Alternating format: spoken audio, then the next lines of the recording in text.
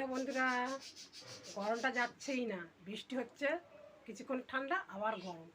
কেমন আছো তোমরা? আশা করি সবাই ভালো আছো, আমিও ভালো আছি। কাশিটা এখনও কমেনি, কাশিটা আছে। সকালে উঠে সমস্ত কাজ সেরে পুজোটা আজকে দেওয়া হয়নি, ছেলে বা মেয়ে দিয়ে দেবে পরে, আমি দিইনি। ছেলের জন্য টিফিন বানালাম, আজ ডিম টোস্ট করে দিলাম ওকে, আর পান্তা দিয়ে চানাচুর খেয়েছে, মেয়েও পান্তা চানাচুর খেয়েছে। আর আমি কালকে পরোটা ছিল, সেই একটা খেলাম। খাওয়ার পরে দুপুরে রান্না করব যেগুলো, সেগুলো সব কেটে নিয়েছি, আর চাল দিয়ে ভাত বসিয়ে দিয়েছি। আজকে কী রান্না করব সেটাই তোমাদেরকে দেখাবো, তোমরা দেখতে থেকো, পাশে থেকো, শুনিয়ে থেকো।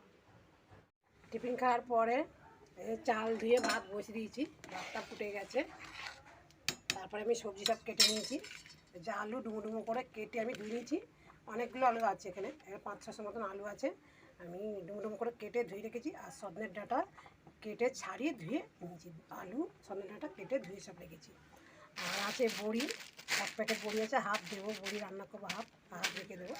আর দুটো 10 টাকা দামের পোস্তর প্যাকেট আছে, দেখতো কত একটু একটু, এই পোস্ত নিয়ে এসেছি। ওই ডাঁটা দিয়ে, আলু দিয়ে, বড়ি দিয়ে আর পোস্ত দিয়ে একটু মাখা মাখা একটা তরকারি করবো। আর এই যে পাঁপড় আছে, গ্যাস পাঁপড় আর লাল পাঁপড়। আর এই যে আদা আর কাঁচা লঙ্কা টমেটো মিক্সিতে পেস্ট করে নেবো, আর পোস্ত একসঙ্গে পেস্ট করে নেবো। আমি এখন মিক্সিতে পেস্ট করে নেবো। ভাত হয়ে গেলে ভাত নামাবো। ভাত হয়ে গেছে, ভাত নামিয়ে ফ্যান ঝাড়ানো হয়ে গেছে। ফ্যান ঝাড়াবার আগে কড়া বসিয়েছিলাম, কড়াটা এত গরম হয়ে গেছে, ওই জন্য পাঁপড়টাকে আগে ভেজে নিলাম। আর বড়িটাও ভেজে নিয়েছি, সরষের তেলে ভেজে নিয়েছি, পাঁপড়টাও সরষের তেলে ভেজে নিয়েছি। আর যে কড়া গরম হয়ে গেছে, কড়াই সরষের তেলেও দিয়ে দিয়েছি আমি। তেলটা গরম হয়ে গেছে, দুটো তেজপাতা কুচিয়ে রেখেছি, তেজপাতাটা দিয়ে দিলাম। আমি প্রথমে আলুটাকে ভেজে নেব লাল লাল করে।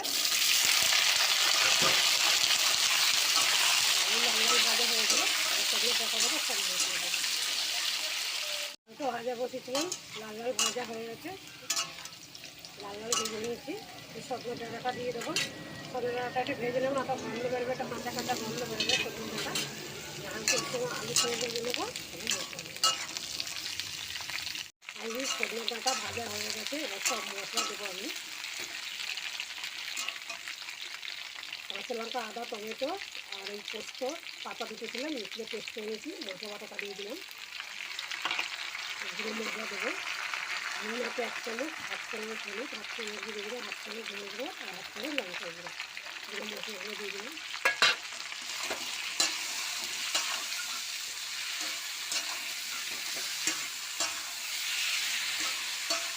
মশলাটা আমি সব কষে নেবো, আবার জল দেবো পরিমাণ মতো। মশলা আলু ডাঁটা কষানো হয়ে গেছে, আমি জল দেবো পরিমাণ মতো। কালারটা খুব সুন্দর এসছে,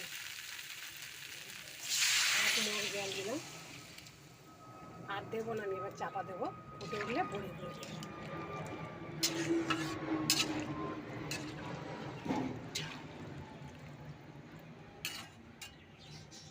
তরকারিতে জল দেওয়ার পরে চাপা দিয়েছিলাম, চাপা দেওয়ার পরে জল অনেকটাই শুকনো হয়ে গেছে।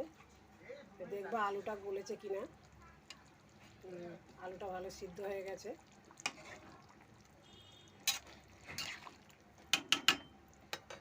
একটু নুন কম আছে, একটু নুন দিলাম অল্প করে। আর ভাজা বড়িগুলো দিয়ে দিলাম, আমি আবারও চাপা দেবো, আর একটু ঝোল শুকনো হলে বড়িগুলো ভিজে গেলে নামিয়ে নেবো।